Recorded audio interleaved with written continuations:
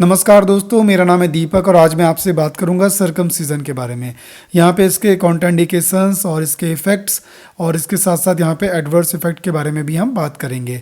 ठीक है, तो यहाँ से अपने टॉपिक की शुरुआत करते हैं हम। अब यहाँ पे दिया गया है सर्कमसिजन, ये दिया गया है सर्कमसिजन। ठीक, इसके बारे में देखते हैं क्या दिया गया है। Male circumcision is the permanent and complete removal of the foreskin, the fold of skin that covers the head और ग्लैंस ऑफ द पेनिस। ठीक है, यहाँ पे देखिए ये इमेज में पेनिस दिखाया गया है, ये जो येलो कलर का यहाँ पे दिया गया है ये है ग्लैंस, जैसे कि मैंने आपको पहले बताया ये हो गया ग्लैंस। ठीक, अब इसके ऊपर जो स्किन ये कवर होती है, स्किन का ये जो कवरिंग होती है इसको क्या बोलते हैं, फोर स्किन। ठीक, यहाँ पे देखिए दिया भी गया है, ये फोर स्किन दिया गया है, तो इसको हम बोलते हैं फोर स्किन, जो ग्लैंस को कवर करके रखती है स्किन उसको। ठीक है, अब इसमें दिया गया इसको ही रिमूव करते हैं, ये एक सर्जिकल प्रोसीजर होता है। यहाँ पे देखिए दिया गया है ये हो रही है इस इमेज में सर्कमसिजन सर्जरी। ठीक है, ये सर्जिकली इसको रिमूव करते हैं, किसको, फोर स्किन को। ये जो फोर स्किन है इसको सर्जिकली रिमूव किया जाता है। ठीक है, तो यहाँ पे यही चीज़ दी गई थी, removal of the four skin. ठीक है, that covers the head of the penis. ठीक, जो पेनिस के हेड को कवर करती है उस स्किन को फोर स्किन कहते हैं और उसके रिमूवल को ही क्या कहते हैं, सर्कमसिजन। ठीक, अब यहाँ पे देखिए कुछ चीज़ें और भी दी गई हैं इसमें इमेज में। ये दिया गया यहाँ पे डॉर्सल स्लिट, ये डॉर्सल स्लिट क्या होता है। ठीक, तो यहाँ पे देखिए दिया गया है dorsal slit is a single incision along the upper length of the foreskin from the tip of the corona exposing the glans without removing any tissue. ठीक, यहाँ पे दिखाया भी गया है, देखिए ये किया जा रहा है डॉर्सल स्लिट, ये कट लगाया जाता है, एक सिंगल इंसिजन होता है जिसको हम बोलते हैं डॉर्सल स्लिट। ठीक है, अब यहाँ पे नीचे वाली इमेज में आप देखेंगे ये एक इमेज दी गई, इसमें क्या दिया गया है, फ्रेनुलम, फ्रेनुलम दिया गया है इसमें। अब ये क्या होता है इसके बारे में भी मैंने यहाँ पे डिटेल में बताया थोड़ा सा, तो आप देख सकते हैं दिया गया है फ्रेनुलम। ठीक, ये क्या होता है इसके बारे में देखते हैं हम क्या दिया गया है।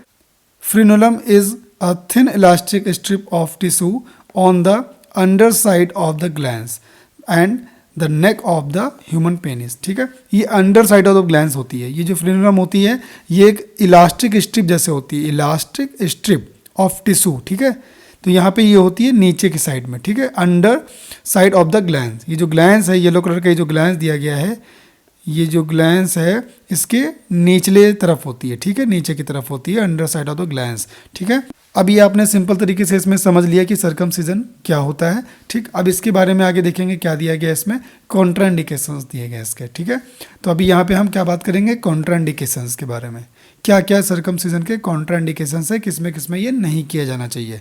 तो यहाँ पे इसमें दिया गया है circumcision is contraindicated in certain cases, कुछ नीचे केसेस दिए गए हैं उसमें ये क्या रहती है, कॉन्ट्रा इंडिकेटेड रहता है सर्कमसिजन। ठीक है, उसमें नहीं किया जाता है। अब इसमें देखते नीचे क्या दिया गया है, these include infants with certain genital structure abnormalities. ठीक है, इसमें दिया गया है जिन बच्चों के जेनाइटल स्ट्रक्चर में एबनॉर्मलिटीज़ होती है उनको ये सर्कमसिजन नहीं किया जाना चाहिए। ठीक है, जिन बच्चों के जेनाइटल स्ट्रक्चर में क्या होता है, एबनॉर्मलिटीज़ होती हैं, उनमें सर्कमसिजन कॉन्ट्रा इंडिकेटेड रहता है। ठीक है, नेक्स्ट यहाँ पे दिया गया है misplaced urethral opening as in hypospadias and epispadias. ठीक है, इसका इमेज एक दिखाया गया है, एपिस्पेडियासिस वर्सेस हाइपोस्पेडियासिस। इसमें क्या होता है, जो यूरेथ्रल ओपनिंग होती है, यहाँ पे आप देख लीजिए ये यूरेथ्रल ओपनिंग जो आई है ये क्या होती है, ये तो नॉर्मल दी गई यहाँ पे। ठीक है, ये हो गई हमारी नॉर्मल, ये तो सही आई है। लेकिन हाइपोस्पेडियासिस में क्या होता है कि ये जो यूरेथ्रल ओपनिंग है ये पहले ही ओपन हो जाती है, लेकिन नीचे की तरफ, पेनिस के नीचे की तरफ पहले ही ओपन हो जाती है, जहाँ पे इसको नॉर्मली ओपन होना चाहिए वहाँ पे ना होके पहले ही ओपन हो जाती है। ठीक है, और एपिस्पेडियासिस में क्या होता है, ये जो यूरेथ्रल ओपनिंग यहाँ पे आ रही है ये क्या होती है, यहाँ पे ना ओपन होके ये ओपन हो जाती है ऊपर की तरफ, इपी वाली पेनिस के ऊपर की तरफ ओपन हो जाती है पहले ही, और हाइपोस्पेडियासिस में पेनिस के निचले हिस्से में ओपन हो जाती है पहले ही। ठीक है, नॉर्मली ओपन नहीं होती है। तो ये क्या होता है, मिसप्लेस्ड, इसको बोलते हैं मिसप्लेस्ड यूरेथ्रल ओपनिंग। ठीक है, अपने प्लेस पे ना खुल के कहीं और ही खुल जाना। ठीक है, तो ये होती है मिसप्लेस्ड यूरेथ्रल ओपनिंग। ठीक, इसमें भी कॉन्ट्राइंडिकेटेड रहता है सर्कमसिजन। ठीक, अब इसमें नेक्स्ट दिया गया है कॉर्डी। कॉर्डी इसमें क्या होता है, head of the penis curves downward and upward. इसमें क्या होता है, जो पेनिस का हेड होता है वो कर्व्ड हो जाता है, या फिर डाउनवर्ड हो जाएगा, ठीक है, कर्व्ड, या फिर अपवर्ड की तरफ, ऊपर की तरफ कर्व्ड हो जाएगा। ठीक है, तो इसको क्या बोलते हैं, कॉर्डी। इसमें भी कॉन्ट्राइंडिकेटेड रहता है। ठीक, अब यहाँ पे नेक्स्ट हमारा दिया गया इंटरसेक्स। इंटरसेक्स में भी ये कॉन्ट्राइंडिकेटेड रहता है। नेक्स्ट यहाँ पे दिया गया है प्रीमेच्योर इन्फेंट्स। जो प्रीमेच्योर इन्फेंट्स होते हैं उनमें भी सर्कमसिजन नहीं किया जाना चाहिए, ठीक है। अब यहाँ पे नेक्स्ट हमारा दिया गया है those who are not clinically stable and in good health. उनमें भी नहीं किया जाना चाहिए जो कि क्या दिया गया यहाँ पे देखिए, क्लिनिकली स्टेबल नहीं है, ठीक, या फिर जिनकी हेल्थ अच्छी नहीं है, उनमें भी नहीं ये किया जाना चाहिए सर्कमसिजन, ठीक, कॉन्ट्राइंडिकेटेड रहता है उसमें, ठीक। नेक्स्ट दिया गया if an individual is known to have और has a family history of serious bleeding disorder such as haemophilia. ये उनमें भी नहीं किया जाना चाहिए जिनमें सीरियस ब्लीडिंग डिसऑर्डर्स हो, क्या हो, जिनमें सीरियस ब्लीडिंग डिसऑर्डर्स हो या फिर उनकी फैमिली हिस्ट्री में ऐसा रह चुका हो सीरियस ब्लीडिंग डिसऑर्डर्स, जैसे कि हीमोफीलिया हो गया, ठीक है। तो इन लोगों में भी ये नहीं किया जाना चाहिए सर्कमसिजन, ठीक है। तो ये इसके हो गए सर्कमसिजन के कॉन्ट्रा इंडिकेशंस के बारे में हमने यहाँ पे बात कर ली। अब यहाँ पे हम देखते हैं इफेक्ट्स, ठीक है। अब यहाँ पे दिए गए हैं क्या इसके इफेक्ट्स, इसके बारे में हम बात करते हैं, ठीक। इसमें दिया गया है, सबसे पहले देखते हैं क्या दिया गया है, सेक्सुअली ट्रांसमिटेड इन्फेक्शन, ठीक, सेक्सुअली ट्रांसमिटेड इन्फेक्शन यहाँ पे दिया गया है। अब इसमें क्या क्या है देखते हैं। ह्यूमन इम्यूनोडिफिशियंसी वायरस, ये देखिए इसके क्या इफेक्ट्स रहते हैं। ह्यूमन इम्यूनोडिफिशियंसी वायरस जो HIV का वायरस होता है उस पर ये क्या इफेक्ट करता है, ठीक, ये देखते हैं हम सर्कमसिजन का क्या इफेक्ट रहता है इसके ऊपर। तो यहाँ पे दिया गया है male circumcision reduces the risk of human immunodeficiency virus HIV transmission. ये क्या करता है, जो मेल सर्कमसिजन होता है, यहाँ पे दिया गया है male circumcision reduces the risk of human immunodeficiency virus HIV transmission, ठीक है। ये HIV ट्रांसमिशन को कम करता है मेल सर्कमसिजन, ठीक। आगे दिया है from HIV positive womens to men in high risk populations. जो हाई रिस्क पॉपुलेशंस होती हैं, अगर कोई वुमेन पॉजिटिव है, HIV पॉजिटिव है, अगर कोई मेल सर्कमसिजन मेल उसके साथ सेक्स करता है तो क्या रहता है, उसमें चांसेस कम रहते हैं HIV पॉजिटिव होने के, ठीक है। ये एक फ़ायदा है इसका सर्कमसिजन का कि HIV ट्रांसमिशन कम होता है इससे।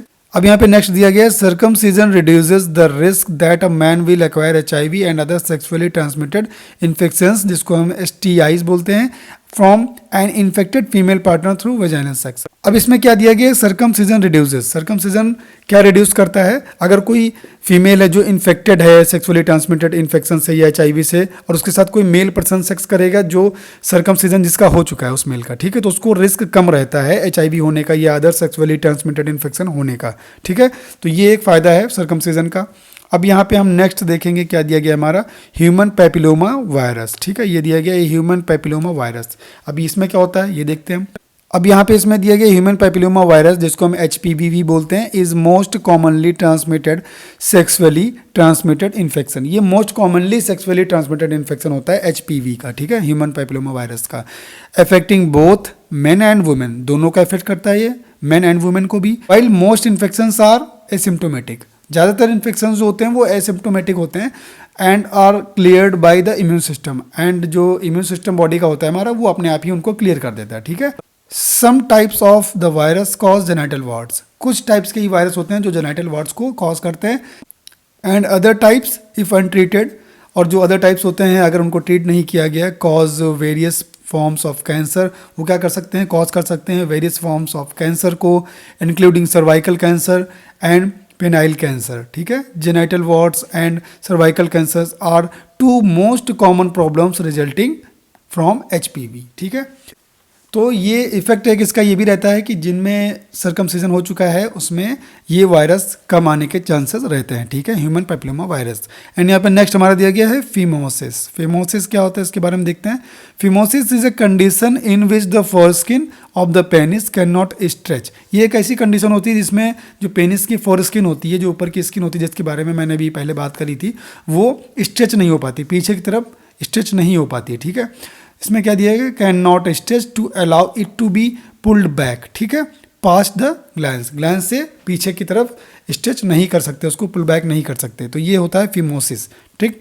इसमें भी क्या रहता है कि ये किया जाता है, सर्कमसिजन करना जरूरी हो जाता है फिमोसिस में, ठीक। अब यहाँ पे नेक्स्ट दिया गया है बेलेनाइटिस। बेलेनाइटिस क्या होता है, balanitis is the inflammation of the glans penis. जो ग्लैंस पेनिस होता है, ग्लैंस पेनिस जिसके बारे में हमने भी बात करी थी, उसमें इन्फ्लामेशन हो जाता है, ठीक है, तब भी ये करना ज़रूरी होता है मेल सर्कमसीजन, ठीक। तो ये हो गए इसके इफेक्ट्स।